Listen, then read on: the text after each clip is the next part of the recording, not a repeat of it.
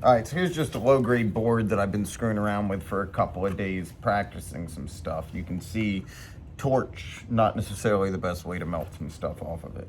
There's heat gun, torch, then soldering iron direct on the contacts.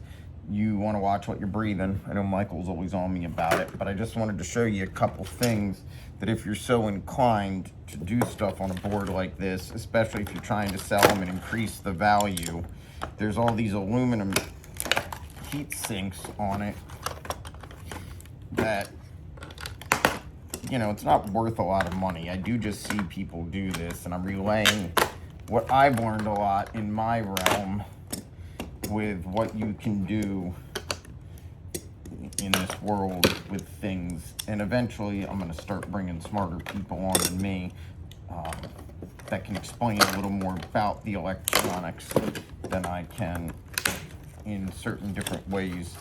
And I'd like to get a representative of the scrapyard on in here too to show you kind of what you do. Eventually, when you end up doing as much as I do, you know the people in the scrapyards by name, and you're, you know, a larger account than just your average peddler. Which anyone doing anything is a help. But this is, you know, you saw me do some of the little tiny pieces of copper before, and here's just another example. And, you know, if you really want to help with the environment doing this, the big thing it does is it keeps it out of the third world countries that don't have the regulations on it we do, where they just burn this stuff.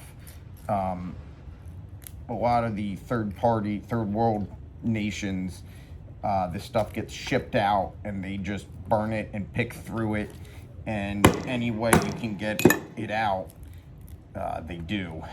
And very often it is not healthy nor environmentally friendly.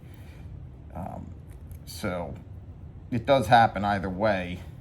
This stuff going into landfills is absolutely the worst, though, because of the bleed off and everything. West Virginia takes TVs in the trash now because for the longest time they didn't take TVs because they were hazardous material, which they are. And, you know, no one took them. And then it became a problem where literally no one took them. So what did everyone do? They pitched them over the side of the road. And they had mercury and lead going everywhere over the side of the road instead of containing it to the landfills. So anyway, there was that talk. But I mean, here's just a little bit of copper in these components. They're not worth reselling. Nothing on this board is. It's just a really low-grade radio board. But a lot of salvage in there if you guys do this. Everybody out there repairing their own stuff knows to keep a couple spare control boards around. And I would like to continue doing this stuff and showing people the different things you can repair. We get so many TVs that don't turn on that the easiest thing to do would be replace a power board for a couple of bucks. Couple of 50, I should say.